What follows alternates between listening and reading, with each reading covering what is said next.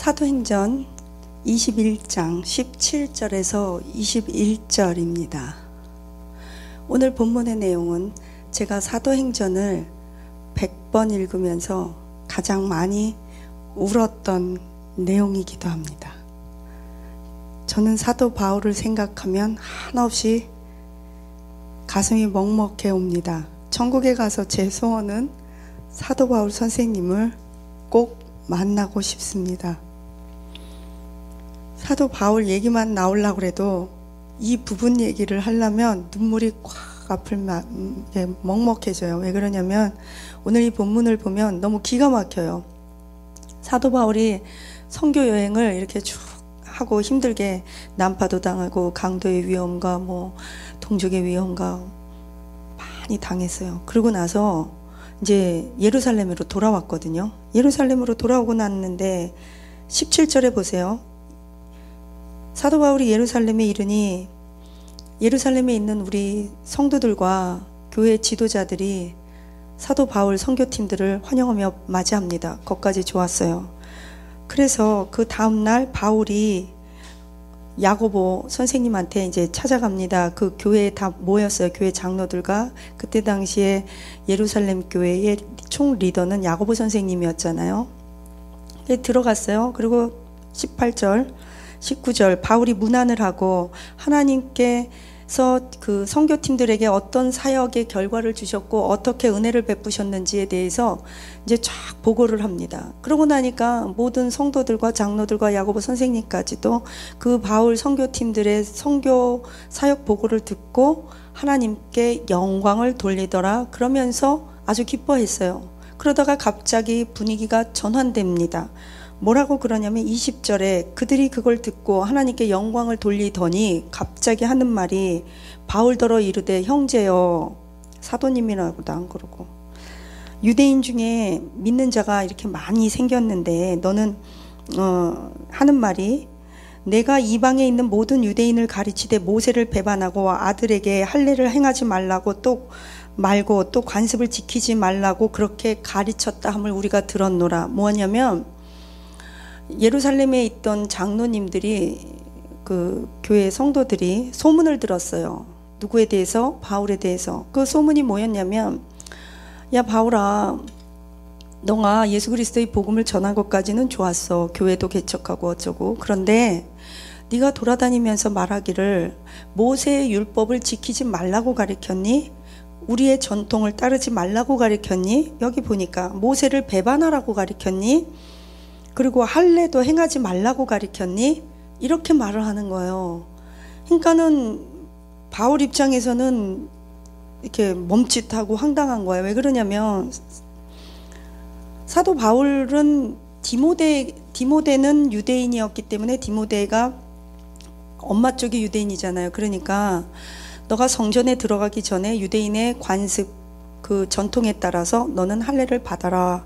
그렇게 가르쳤어요. 그런데 디도 같은 경우는 이방인의 사도로서 100% 아버지 어머니 쪽이 다 이방인이잖아요. 그렇기 때문에 굳이 유대인의 전통을 따라 할례를 받을 필요가 없었고 디도는 말 그대로 그레데 섬 블레셋 사람들의 근원지 정말 그 영적으로 척박한 곳에 디도를 사역자로 파견합니다. 그때 28, 20대 후반의 디도의 날이었을 것이라고 추정하기도 합니다. 어쨌든 바울은 유대인에게는 유대인에 맞는 관습을 따르게 했고 이방인에게는 이방인에 맞는 관습에 따라서 우리가 예수 그리스도 이름 안에서 다 구원을 받았다. 그런데 굳이 그들이 구원을 받기 위해서 십자가 복음으로 구원을 받은 것인데 굳이 유대인의 전통을 따라야 될 필요는 없다. 왜 그러냐면 복음은 문화를 전통을 이미 강력하게 넘어선 것이기 때문에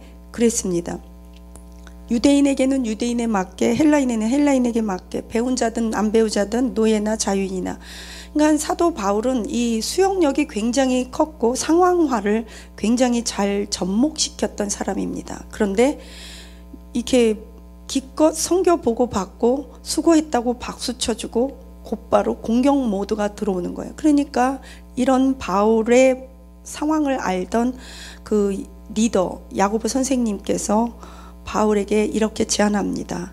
이제 곧 얼마 있으면 그 결례를 행한대요. 24절에 보니까 이제 결례를 행하는데 그들을 데리고 결례를 행하고 그들을 위하여 그 비용을 너가 지불하고 머리를 깎게 하라. 그러면 모든 사람들이 바울 너에게 한 오해를 풀어버릴 거다. 이게 뭐냐면요, 야고보 선생님도 참 지혜롭긴 해요. 바울에게 제안을 합니다. 바울 선생님, 그러면 당신이 내일 나실인 4명이 이제 머리를 깎고, 여기서 결례는 머리를 깎는 게 뭐냐면 나실인들의 결례, 나실인이 되는 그 행사, 그거는 머리를 깎는 거거든요. 머리를 이렇게 깎는 비용을 내라는 거죠. 그 바울도 그때 결단할 때 머리를 한번 깎잖아요. 그래서 그 비용을, 그러니까 다시 말하면 그 나실인 결례를 행사를 하는 비용을 바울 네가 내면 너는 유대인의 전통을 부인하고 모세를 배반하고 모세의 율법과 전통을 배반하는 사람으로 인정받고 그렇지 않는다. 그러니까 바울 스스로가 돈을 써가면서 그 예루살렘 장로들과 성도들 지도자들에게 인정받기 위해서, 오해를 풀기 위해서 돈을 써서 나실인 결례를 하는 사람들에게 그 돈을 내주는 거예요. 저는 이것을 보면서 참 기가 막히는 게, 그러니까 바울이 이 사람들을 데리고 그날 함께 결례를 행하고 같이 나실인 결례에 참석해요. 그리고 돈을 내요. 누가 돈을 내요? 바울이 돈이 어디 있어요? 물론 헌금을 받았어요. 그러나 그 선교사의 헌금이 얼마나 그 피 같은 돈이에요. 정말 바울의 돈을 이렇게, 바울도 참 안타까워요. 그래서 바울이 옛날 같으면 살기와 위협과 살기가 등등한 바울이었거든요. 사도행전 6장만 보더라도. 근데 사도행전 21장에 보니까 그런 바울의 모습은 하나도 없어졌어요. 바울은 그런 자신의 모습이 없어지고 하나님 앞에서 겸손하게 누명 썼어요. 억울한 일 당했어요. 죽도록 고생했어요. 대우받고 표창장 받지 못했어요. 오히려 자기 돈을 썼어요. 그리고 그 오해와 누명, 전통을 따른다는 것을 불필요한 거에 교단, 교리, 지금으로 따지면 목사 안수 이런 거 하는데 그 목사 안수 받기 위한 가운값 그런 거 네가 내라. 그래서 그냥 낸 거예요. 그래서 야고보서 선생님이 제안을 했으니까, 그래서 4명이, 그것도 한 사람 것도 아니고 4명, 여기 23절에 보니까 4사람이 내일 그 나실인 정결례 하는데, 나실인 결례를 하는데 머리 깎는 거랑 비용 그래서 냈어요. 그리고 더 기가 막혀요. 그 돈 내고 가만 기다렸다가 그 피곤한 사람, 죽을 고비 넘긴 사람, 매 맞고 두드려 맞고 욕 먹고 잡히고 감옥에 갇히고 터덜터덜 온 사도 바울에게 헌금은 못 줄 망정, 사례비는 못 줄 망정, 사도 바울의 그 귀한 헌금을 이 4명의 나실인 결례하는데 또 내요. 사도 바울이 왜 그랬을까요? 그는 겸손했어요. 그는 불필요한 논쟁을 하고 싶지 않은 거예요. 그는 갇힌 자나 갇혔을 때나 자유할 때나 맞았을 때나 수모를 당할 때나 그가 생각한 건 딱 하나입니다. 내가 예수 그리스도의 복음을 전파할 수 있고 내가 예수님 그 사도로서 사명을 감당할 수 있다면, 사도 바울은요 개의치 않았어요. 오라 그러거나 말거나. 그리고 허리를 굽혔어요. 돈을 냈어요. 그리고 그 4명이 다 결례를 끝날 때까지, 성전에서 그 제사 드릴 때까지 그 기간이 만기된 것을 다 신고하는 거예요. 사도 바울이 왜 그래야 돼요? 사도 바울이 굽신굽신 왜 그래야 돼요? 전 사도 바울 생각하면 기가 막히고 하늘이 무너지고 빙빙 도는 것 같아요. 선교지 다녀오고 나서 많이 힘든 게 있어요. 몸 아픈 거 지치고 그것도 힘든데 쉬지 못하고 계속 일해야 될 때 힘들어요. 그런데 선교지 갔다 오고 나서 오해받을 때가 얼마나 힘든데요. 이런 말도 들어요. 목사님, 선교사님은 좋겠어요. 비행기 타고 백나라 여러 나라 다니면서 관광도 다니고. 저는 선교지 가서 결단코 그리스도 앞에서 하는 말인데요. 저 관광 다녀본 적이 없어요. 집회 가서도 관광 다녀본 적이 없어요. 단 한 번도 없어요. 부흥 강사로 가서도 식사 대접 받아본 기억이 없어요. 제가 안 하고 싶어 해요.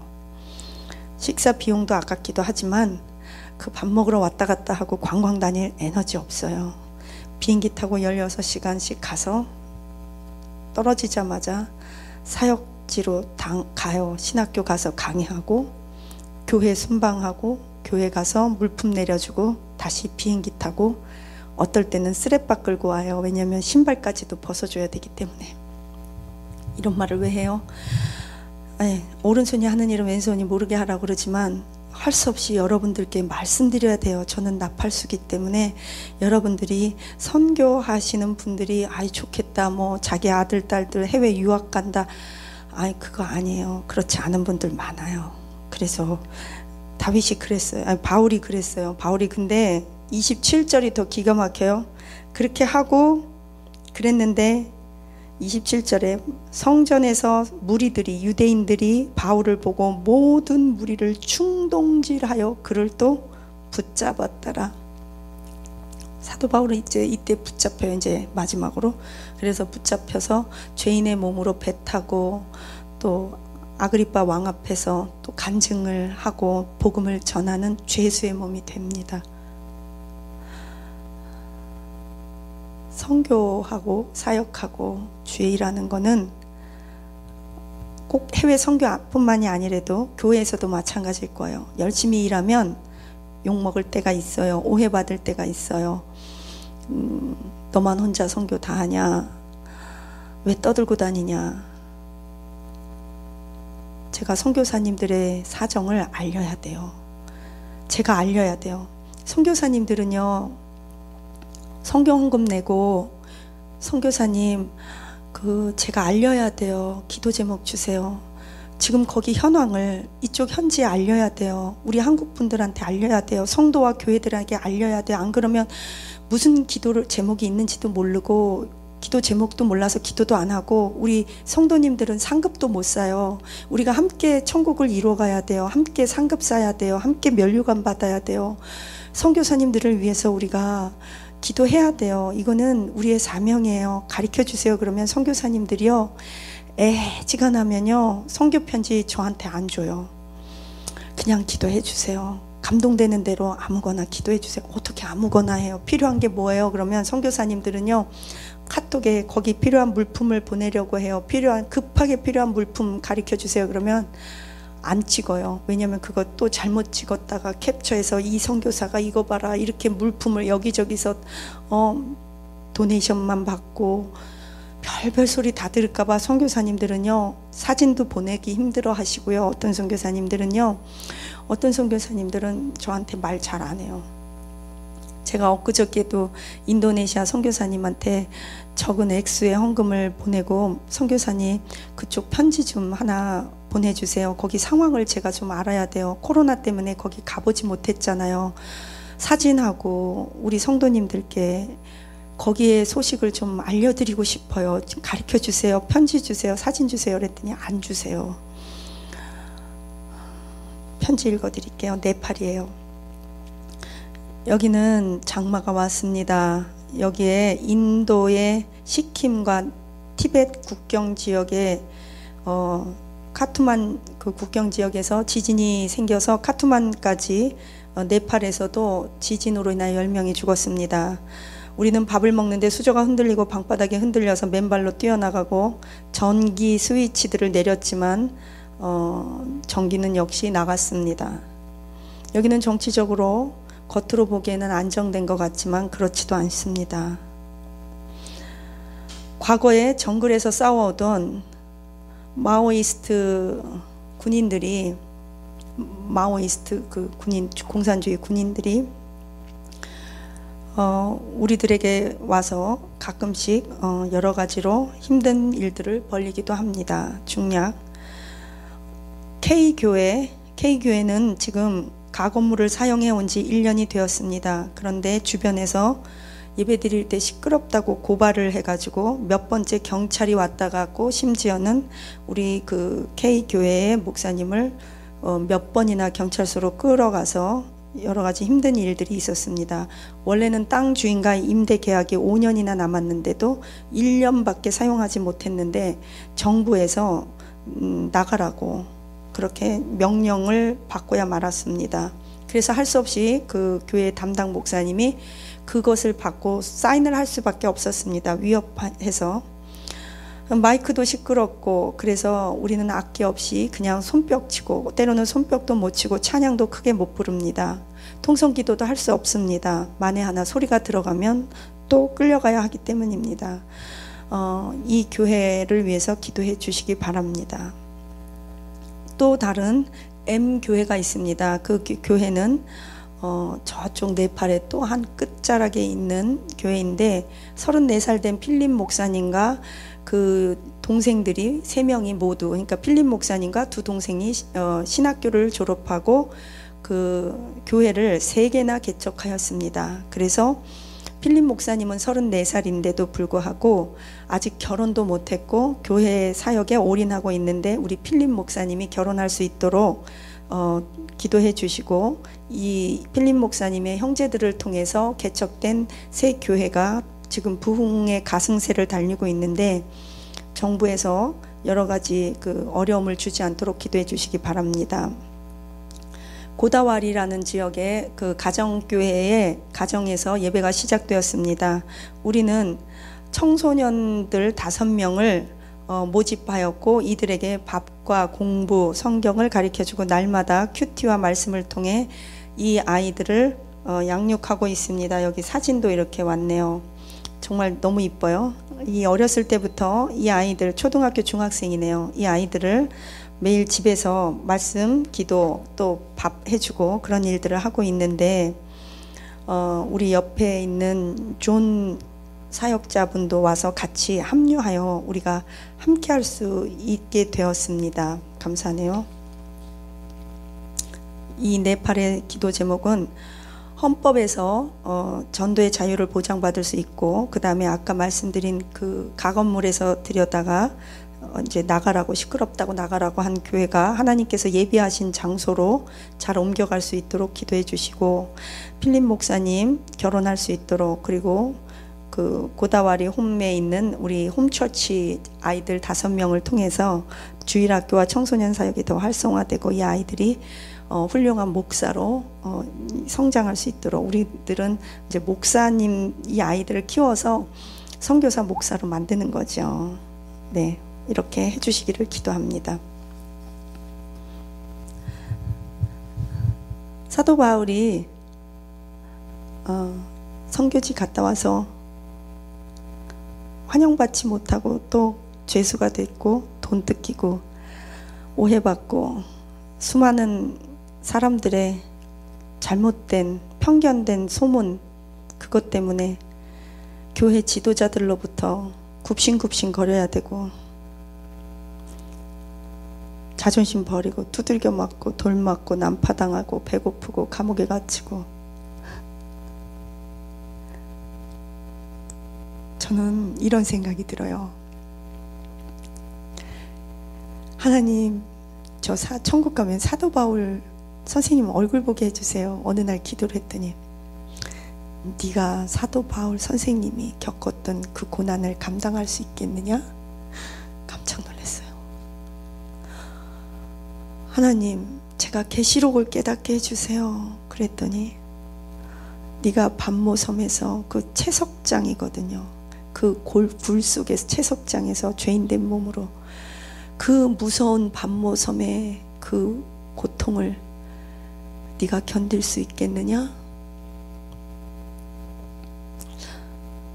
그럼 하나님, 저는 그냥 평범하게 권사로 집사로 써주시지 그러셨어요.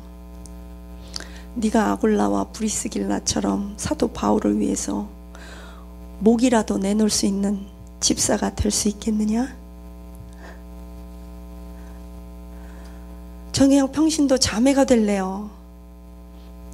네가 로마서 16장에 나오는 베베 자매처럼 교회를 돌아다니고 순방하면서 선교지 교회를 후원하고 순방하고 심부름 역할 잘 할 수 있겠느냐? 그럼 전 뭐를 할 수 있을까요?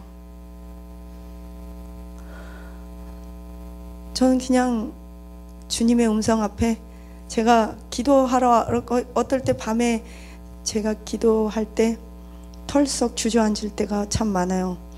신학교 다닐 때 하나님 앞에 그랬어요. 하나님, 저를 선교로 많이 써주세요. 저 선교사님들 후원하는 선교사, 그러니까 선교사님들을 뒤에서 지지하고 지원하고 선교사님들이 사역 잘하실 수 있도록 선교사님을 위한 선교사가 되고 싶어요. 그랬더니 사도행전을 100번을 읽어라. 그래서 제 마음 가운데 그런 생각이 들더라고요. 하나님께서 이렇게 기도할 때 저한테 그런 생각을 주신 거예요. 그러니까 그래서 이제 100번을 읽었죠. 100번을 읽고 사도행전을 100번을 읽고 창세기를 100번을 읽고 제 나름대로 하나님 앞에 주님 앞에 쓰임받는 건 기쁘고 가치 있고 아름답지만 역시 쉬운 일은 아니구나. 그러나 가치 있는 일이구나. 사도행전 100번 읽고 어떤 일이 있었느냐? 어떤 일이 있었죠. 아무튼 여러분, 사도 바울이 가신 그 길, 가끔씩 기도할 때 이제 하나님께서 저한테 말씀하시는 듯한 어떤 생각이 들잖아요. 꼭 하나님이 뭐 이렇게 나타나서 음성을 주는 게 아니라 그런 생각들. 사도 바울이 가신 그 길을 저는 갈 수 있을지 없을지는 모르겠어요. 아마 못 갈 것 같다는 생각이 지금은 더 커요. 근데 소원이 있어요. 사도 바울 선생님의 얼굴을 정말 천국 가서 꼭 보고 싶어요. 저는 예수님 얼굴을 제일 먼저 보고 싶고 그 다음에 보고 싶은 분이 사도 바울 선생님이에요. 기도할게요. 내 사모하는 주님, 영광의 구주시라. 예수님은 어떻게 생기셨을까요? 사도 바울 선생님은 어떻게 생기셨을까요? 가끔씩 생각해 봅니다. 사도 바울 선생님은 이런 억울한 일을 어떻게 견디셨을까요? 이 고난을 어떻게 뚫고 나가셨을까요? 우리와 같이 똑같은 육체의 성정을 입고 계신 분일 텐데, 하나님, 꿈이 있습니다. 천국에서 사도 바울 선생님을 꼭 볼 수 있도록 은혜를 내려 주옵소서. 감사하며 예수님 이름으로 기도합니다. 아멘.